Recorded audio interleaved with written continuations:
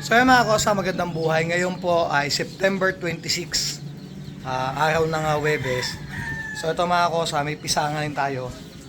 Ayan, may pisa ngayon tayo na sana madami to. Nakita ko na madami naman siyang pisa.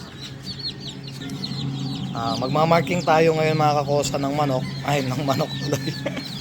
Ng sisiw. Ayan. O, manok nga. Sabi. Ayan, magmamarking tayo. Tapos ito mga kakosa yung nakasalang pa natin. Pipisahin ito mga kakosa sa 30 hanggang babaya 756. At meron na tayo mga kakosang ipon na pang last batch natin to, 5th batch. So ito ay 1, 2, 3, 4, 5, 6, 7, 8, 9, 10, 11, 12, 13, 14, 15. So 15 times 60. Pipilitin natin mga kakosa na makapagsalang tayo ng 1,300 isang bugso, no? Kaya ang ano niya mga kakosa, ang salang na sa 30. Yan last batch natin. Medyo madami-dami to mga kakosa. Mas ganda, labas na natin to. Ayan. So mga kosa, ito na yung mga na-markingan namin. Ayan, madami na to. So sana umabot ng 400 plus. Ayan pa bukod sa baba. Ayan, mamarking kami. Ito bali mga kosa yung ano natin, third batch natin. Oh, mahuna yan eh. Ito mga kosa, mga na-markingan na namin to. Yan, ito na lang mamarkingan pa itong buo na to. So yan mga kakosa, tapos na tayo mag-markings yan. At ito na yung third batch natin. So nagkaroon tayo na CCU ng 393 ngayon third batch. So mga kakosa, na-markingan na natin sila. So yan mga kakosa, may mga markings na itong mga to. Ayan, yan sila. May mga markings siya mga kosa. So ito yung third batch natin. Ayan. Ayan mga kosa. Ayan. So meron ulit tayong 393 na third batch. Ayan, sa mga umorder ha. At o-order pa sa pahulugan system natin. Open na open pa tayo mga kosa. At yan. Yan ang fourth batch natin, ang nakasalang mga kosa 756. Ayan. Ayan ha. At may isasalang pa ulit tayong 5th batch. So yan, ang target ko sana makapagsalang ako ng 1,300 eggs. Halos pa puno na sa taas. 2 layer na lang, puno na yung ating puno na yung ating chiller. So yan mga kosa. Ayan sila. Yan mga kakosa, doon sa mga gusto pang order sa atin sa pahulugan system natin mga kakosa, open na open po tayo at pwede nyo po ako makontak sa number na nakalagay dyan sa harap natin. Pwede nyo akong tawagan mga kakosa. Open na open po kayo mga tumawag mga kakosa sa mga gustong umorder pa ng panibago sa ating pahulugan system. Yan, shoutout po sa inyo lahat mga kakosa. God bless po at mamaya dadalhin po ulit natin sa bundok ang mga sisiw na to. Ayan, at diretso bakuna na kagad dyan mga kosa. Yan. Congrats dun sa mga tumama sa ating raffle, no? Bali 8 battle stag pero pwede nilang gamiting materyales, pwede din nilang ilaban mga kosa. Yan yung mga tinamaan. Ayan. Ayan, yan. Salamat po ulit mga kosa. God bless po. Idol, ano masasabi mo?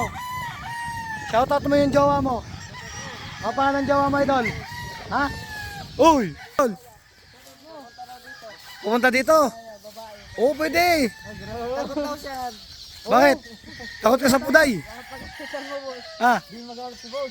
Uy! Hindi ako makagalit. Di magalit si boss. Bigyan pa kita 1,000. Pamasahin chicks mo. Oo! Oh. Nasaan? Pupunta daw dito. Pupunta dito. Okay, papuntahin mo. Ayaw mo. Baka mas magalit si boss. Sponsor ko 1K. Papuntahin mo ngayon dito. Binangali mo sa hindi. Oh. Malapit lang sa Real lang. Kung gusto mo, sunduin natin ngayon. Ano? Tawagan mo. Oh. Tawag eh. Kita mo, supportive na supportive amo mo. Uy! Tawagan mo. Mamaya. Kaya mga kosa, nagkakatuwaan po kami. Pero pwedeng tunay yun. Salamat po ulit mga kosa. God bless po. Nagpe-play na. Yan mga kakosa, so ano tayo? Reload mga kakosa. Dalawang patak sa isang sisiw mga kakosa. So papatakan natin sila mga kakosa ng dalawang patak, no?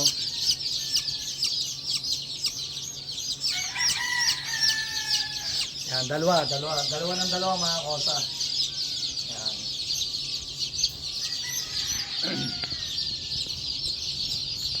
Ayos ba? Pogi ba kayo doon? Baka hindi. Ayan mga kusa. So may nakawalang isa. Ito, nalaglag. Butit nakita natin.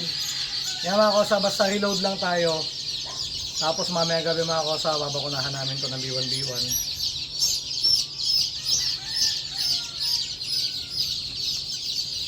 Ayan mga kusa.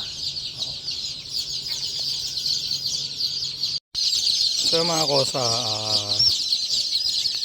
nandito na ngayon tayo sa bundok.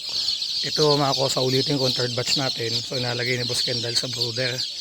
Ito mga kusa, 393 heads. Ayan. Pakilala ka, ako po si Bye. Ali. Ali! Logi kami nga nagpakilala. Sumasayaw pa nga yung mga yan. Oo, si Bay wala. Idol! Kahit pakilala lang, wala na sayaw. Bay.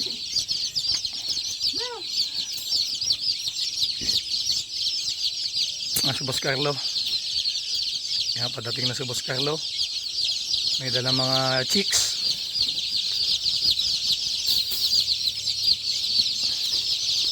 May siyap ng siyap kanina. Kala ko naipit eh.